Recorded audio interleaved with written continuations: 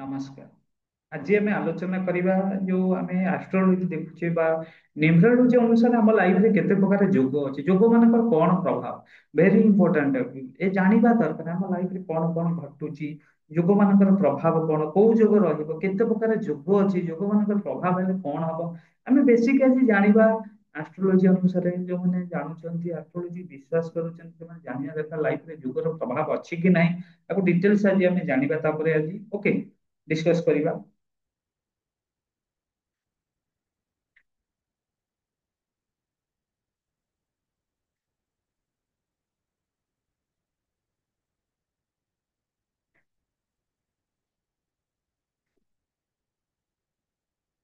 ଦେଖନ୍ତୁ ଆପଣଙ୍କୁ ମୁଁ ଡିଟେଲ୍ସ ସେୟାର ବି କରୁଛି।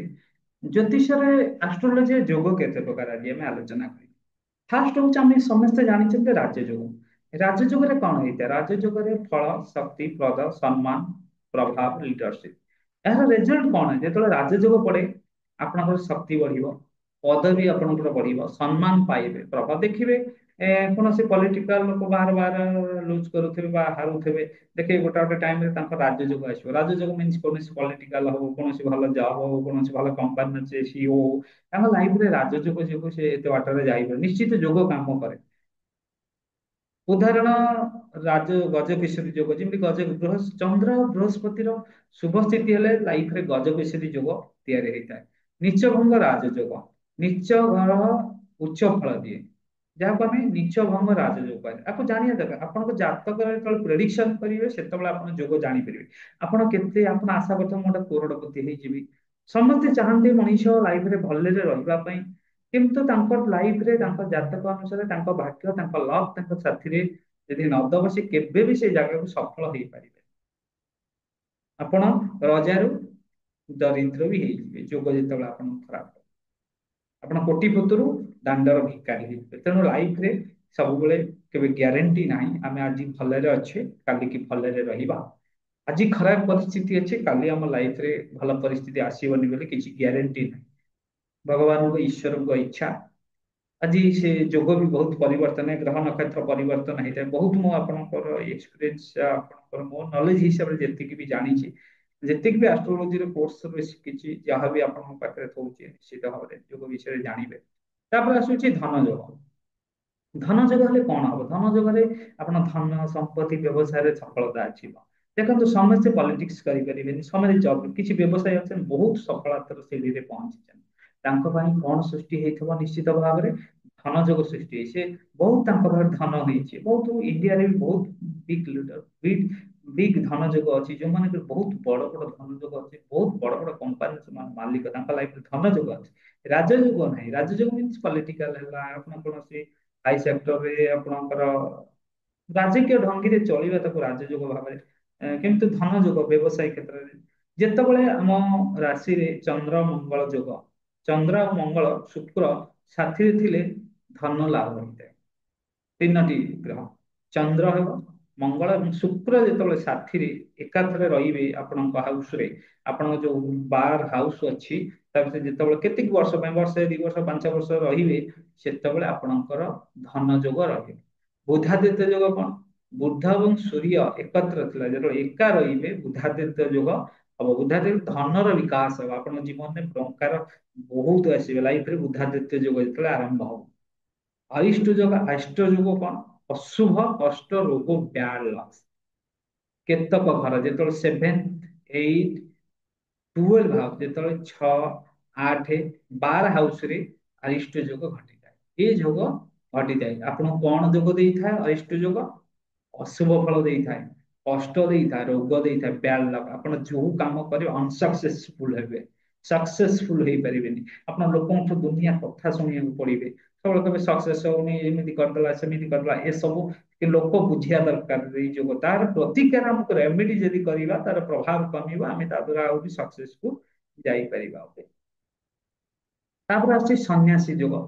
ସ୍ପିରିଚୁଆଲ ଲାଇଫ, ମେଟେରିଆଲ କୁ ସେଠି ଧର୍ମକୁ ଲାଗେ। ଯେତେବେଳେ ଆପଣ ଲାଇଫରେ ସନ୍ନ୍ୟାସ ଯୁଗ ଆସେ, ଆପଣ ମାନେ ଆପଣ ସ୍ପିରିଚୁଆଲ ଲାଇଫ ଆଡକୁ ଗତି କରିବେ। ସମସ୍ତେ ଲାଇଫରେ ସନ୍ନ୍ୟାସୀ ହେଇପାରିବେନି।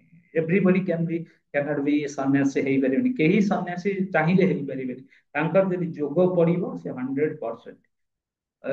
ଯୋଗକୁ ନିଶ୍ଚିତ ଭାବରେ ସେ ସନ୍ନ୍ୟାସୀ ଯୋଗରେ ହେବେ। ଆପଣ ଚାହିଁବେ ଆମ ଘର ପାଖରେ ବାବା ରହୁଛନ୍ତି ମୁଁ ଆଶୀର୍ବାଦ ନେଇ ସନ୍ନ୍ୟାସୀ ହେଇଯିବି, ଇମ୍ପସିବଲ। ଆପଣଙ୍କୁ ସେ ଯୁଗ, ଆପଣଙ୍କୁ ସେ ଲାଇନରେ ଯଦି ଆସିବାର ଥବ ଲାଇଫରେ, କୋଉ ସମୟରେ ଆସିବ ସେଇଟା ନୋ ଗ୍ୟାରେଣ୍ଟି। ଯଦି ଥାଏ ଆପଣଙ୍କର ସନ୍ନ୍ୟାସୀ ଯୋଗ, ଆପଣ 4 ଘର 5 ହାଉସ ଥିଲେ ସନ୍ନ୍ୟାସୀ ଯୋଗ ଘଟେ। 4 ଓ 5 ଗ୍ରହ କେ 4 ଏବଂ 5 ବା ଚତୁର୍ଥ ଏବଂ ପଞ୍ଚମ ଭାବ ହାଉସରେ ସନ୍ନ୍ୟାସ ଯୋଗ ହେଇଥାଏ। ତାପରେ ଆସୁଛି ଦରିଦ୍ର ଋଣୀ ଯୋଗ, ବିନା ଯୋଗ, debit money loss struggle in financial life. ମିଲା ପ୍ଲାନ୍ସ ରହିଲେ ଧନ ବାହାରେ। Second house 11th house weak ଥିଲେ ଆପଣ ଦରିଦ୍ର ଋଣ ଯୋଗ ରହିବ, କରଜ କରିବେ, ଆପଣ ସବୁବେଳେ ମନି ଲସ୍ କରିବେ, ଷ୍ଟ୍ରଗଲ ହବ ଆପଣଙ୍କ ଲାଇଫରେ, ସବୁବେଳେ ଏଇରକମ ଲାଗିକିନା ରହିବ। ତାପରେ ଆସୁଛି କଣ ଛରେ ପଞ୍ଚ ମହାପୁରୁଷ ଯୁଗ। ଆପଣ ଯୁଗ ଜାଣନ୍ତୁ, ନିଜେ ଜାଣିବା ଦରକାର। ଆଷ୍ଟ୍ରୋଲୋଜି ନିଜେ ସମସ୍ତେ ଜାଣିବା ଦରକାର, ଏଭ୍ରି ୱାନ ଜାଣିବା ଦରକାର। ଆଷ୍ଟ୍ରୋଲୋଜିର ନିଶ୍ଚିତ ଆମ ଲାଇଫରେ କିଛି ଡେଭଲପମେଣ୍ଟ କରିବ, ଆମକୁ ସକ୍ସେସ ୱେକୁ ନବ। ତା ରେମିଡି ଆମେ ପାଇବା। ଯେମିତି ଆମ ଶରୀର ଖରାପ ହଉଛି, ଆମ ଶରୀରରେ କିଛି ପ୍ରୋବ୍ଲେମ ହେଲେ ଯେମିତି ଆମେ ମେଡିସିନ ଖାଇ ତାକୁ ଠିକ କରିପାରୁଛେ, ଆମ ଲାଇଫରେ ଯଦି କିଛି ପ୍ରୋବ୍ଲେମ ହଉଛି ଡେଲି, ତ ବିଗ ଆମେ ଶରୀର ଠାରୁ ଆହୁରି ବଡ, କାହିଁକିନା ଆମ ଶରୀର, ଆମ ଜୀବନ, ଆମ ମନ ଉପରେ ନିର୍ଭର କରିଥାଏ। ଏ ଯଦି ଖରାପ ହେଇଗଲା ନା, ଆପଣଙ୍କ ଶରୀର ବି ଖରାପ ହେଇଯିବ। ତେଣୁ ଆକୁ ଆଗେ ପ୍ରେଡିକ୍ସନ କରନ୍ତୁ, ରାଇଟ ପ୍ରେଡିକ୍ସନ, ରାଇଟ ଡିରେକ୍ସନ ଗଲା ଆପଣଙ୍କ ଲାଇଫରେ ନିହାତି ଭାବରେ ଡେଭଲପମେଣ୍ଟ ହବ। ଓକେ।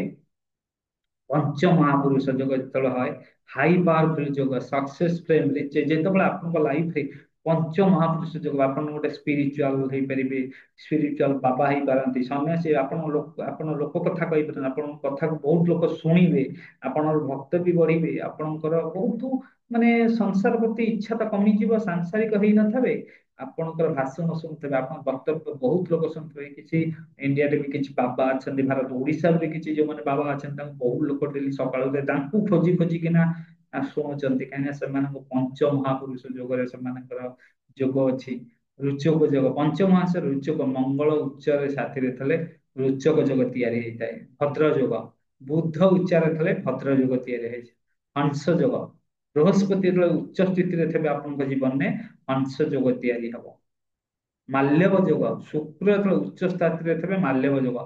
ଶଶ ଯୋଗ, ଶନି ଉଚ୍ଚରେ ଥିଲେ ଶଶ ଯୋଗ ହେଇଥାଏ। ତାକୁ ଜାଣିବାକୁ ପଡିବ, ଆପଣଙ୍କ ଜାତକର ଡେଟ୍ ଅଫ ବାର୍ଥ, ଟାଇମ, ଆପଣଙ୍କର ରାଶି, ତାକୁ ଜାଣିଲେ ଆପଣଙ୍କ ନାଁ, ଆପଣଙ୍କୁ ଜାଣିଲା ପରେ ୟାକୁ ସବୁ ପ୍ରେଡିକ୍ସନ କରି ହୁଏ। ଆଣ୍ଡ ମାନେ 99% ଆକୁରେସି ତ ବହୁତ ଲୋକ ପ୍ରେଡିକ୍ସନ କରନ୍ତି। ଆଜି ଅନଲାଇନ ସଫ୍ଟୱେयर ବହୁତ ଡିଗ୍ରୀ କରୁଛୁ, ବହୁତ ଜିନିଷ ପାଇବେ। ତାପରେ ଅଛି ବିଶେଷ ଶୁଭ ଯୋଗ, ଲାଇଫରେ କଣ କଣ ଶୁଭ ଯୋଗ ଥାଏ ଜୀବନରେ। ପ୍ରଥମ ହଉଛି ଗଜ କିଶୋରୀ ଯୋଗ। ବୁଦ୍ଧ ଯେତେବେଳେ ଗଜ କିଶୋରୀ ଯୋଗ ହୁଏ, ବୁଦ୍ଧି, ଧନ, ନେମ ପ୍ରେମ ସବୁ ଆପଣଙ୍କ ଲାଇଫରେ ଆସିବ ଗଜକିଶୋରୀ ଯୋଗରେ। ବୁଧାତ୍ୟ ଯୋଗରେ କଣ, ଇଣ୍ଟେଲିଜେନ୍ସ, ଏଜୁକେସନ, କମ୍ୟୁନିକେସନ ସ୍କିଲ ହବ, ଧନ ବି ଆସିବ। ଯେତେବେଳେ ଏ ତିନିଟା ବଢିବ, ଇଣ୍ଟେଲିଜେନ୍ସ ହବ, ଏଜୁକେସନ ନଲେଜ ଆପଣଙ୍କ ପାଖରେ ବଢିବ, କମ୍ୟୁନିକେସନ ବଢିବ, ଧନ ବି ହବ। ମଙ୍ଗଳ, ଚନ୍ଦ୍ର ମଙ୍ଗଳ ଯୋଗ ହେଲେ ବିଜନେସ ରେ ସକ୍ସେସ ରେ ଧନ ଲାଭ ହବ। ଚନ୍ଦ୍ର ମଙ୍ଗଳ ଯୋଗ ଯେତେବେଳେ ଆପଣଙ୍କ ଲାଇଫ ରେ ଆସିବ, ଯେକୌଣସି ବିଜନେସ କରିବେ, ଚାକିରି କ୍ଷେତ୍ରରେ ହବନି, ଯେକୌଣସି ବିଜନେସ କରୁଥିବେ ତା ଉପରେ ଆପଣ ସଫଳତାର ସହିତ ଧନ ଲାଭ କରିବେ। ଅଶୁଭ ଦୁଃଖଦାୟକ ଯିବ। ତାପରେ ବି ଅଛି, ଗୋଟେ ଅଛି କଳସ ବା କାଳ ସର୍ପ ନୁହଁ, କଳ Surf yoga. Rahu Ketu effect, struggle in ଯାଏ। ଯେତେବେଳେ ଆପଣଙ୍କ ଘରେ ରାହୁ କେତୁ ଦି ଜଣ ମିଶିଯିବେ, ସେତେବେଳେ ଆପଣଙ୍କ ଲାଇଫରେ ଷ୍ଟ୍ରଗଲ, ଏବଂ ତାକୁ କାଳ ସର୍ପ ଯୋଗ କହୁଛେ ବା ଆମେ କଳ ସର୍ପ ଯୋଗ କହୁଛେ ତାକୁ। ସେତେବେଳେ ଆପଣଙ୍କ ଲାଇଫରେ ବହୁତ ଷ୍ଟ୍ରଗଲ ହବ, ବହୁତ ଦୁଃଖ ଆସିବ ଏଇ ଜୀବନ। ପିତୃଦୋଷ, ଆନ୍ସିଏଣ୍ଟିକ କର୍ମ ଇଫେକ୍ଟ, ଫ୍ୟାମିଲି ପ୍ରୋବ୍ଲେମ୍ସ। ପିତୃଦୋଷ ହେଲେ ଆପଣଙ୍କ କାମରେ ଡେଭଲପ ହେଇପାରିବନି, ଆପଣଙ୍କ ଫ୍ୟାମିଲିରେ ସବୁବେଳେ ପ୍ରୋବ୍ଲେମ କ୍ରିଏସନ ହବ, ପରିବାର ଭିତରେ ସବୁବେଳେ ଡିଷ୍ଟରବାନ୍ସ ଆସିବ, ଏଇ ଯୁଗର ପ୍ରଭାବ। ଶନି ଚନ୍ଦ୍ର ଯୋଗ, ମେଣ୍ଟାଲିଟିରେ ଷ୍ଟ୍ରଗଲ, ଆପଣ ପାଗଳା ହେଇ, ଏଇ ଯୁଗ ଯେତେବେଳେ ଶନି ଆଉ ଚନ୍ଦ୍ର ଯେତେବେଳେ ଯୋଗ ହବ, ଦି ଜଣଙ୍କର ଯୋଗ ଗୋଟେ ଘରେ ରହିବେ, ଆପଣଙ୍କ ଲାଇଫରେ ମେଣ୍ଟାଲି ଷ୍ଟ୍ରେସ୍ ସବୁବେଳେ ରହିବେ, ଷ୍ଟ୍ରଗଲ କରିବେ ଆପଣ। ଏମିତି ଲୋକ ବି ଅଛନ୍ତି ଶନି ଚନ୍ଦ୍ର ଯୋଗରେ ପାଗଳ ବି ହେଇଯିବେ, ହାରାସମେଣ୍ଟ ହେଇଯିବେ, ଯେକୌଣସି କାମ କରୁଥିବେ ସେଥିରେ ଫେଲୋର ହେବେ, ଏଇ ଯୋଗ ମାନଙ୍କର ପ୍ରଭାବ। ଆଜି ଆମେ 8ଟି ଯୋଗ ବିଷୟରେ ଆଲୋଚନା କଲେ। ଆଷ୍ଟ୍ରୋଲୋଜି ଏଇ ସବୁ ଯୋଗ, ସବୁଠାରୁ ଭଲ ଯୋଗ ଲାଇଫରେ ଯେ ଯୋଗ ଅଛି ଆପଣ ବି ଜାଣିବା ଦରକାର। ଓକେ। ସବୁଠାରୁ ଭଲ ଯୋଗ ଆପଣଙ୍କର ହଉଛି ରାଜଯୋଗ, ଗଜକେଶରୀ ଯୋଗ, ଧନ ଯୋଗ। ଏ ତିନିଟା ଯୋଗ ଯାହା ଲାଇଫରେ ଆସେ, ସେତିକି ସମୟ ପିରିୟଡ ଭିତରେ ବହୁତ କିଛି କମେଇଥାନ୍ତି, ବହୁତ କିଛି ଡେଭଲପମେଣ୍ଟ କରିଥାନ୍ତି। କାହା ଲାଇଫରେ ଆସିପାରେ ଯୋଗ, କାହା ଲାଇଫରେ ନ ଆସିପାରେ କାହା ଜାତକରେ। କାହିଁ ଆମ ପୂର୍ବ ଜନ୍ମର କର୍ମ ଫଳ ଏଇ ଜନ୍ମରେ ଭୋଗିବାକୁ କିଛି ପଡିଥାଏ। ତେଣୁ ଏ ଯୋଗ ବିଷୟରେ ଆଜି ଆମେ ଜାଣିଲେ। ଯଦି ଭଲ ଲାଗିଥାଏ ଭିଡିଓଟିକୁ ସେୟାର କରନ୍ତୁ, ସବସ୍କ୍ରାଇବ କରନ୍ତୁ। ରହୁଛି, ନମସ୍କାର। ଆପଣଙ୍କ ସହିତ ପୁଣି ଏକ ନୂଆ ଭିଡିଓରେ ଦେଖା ହବ।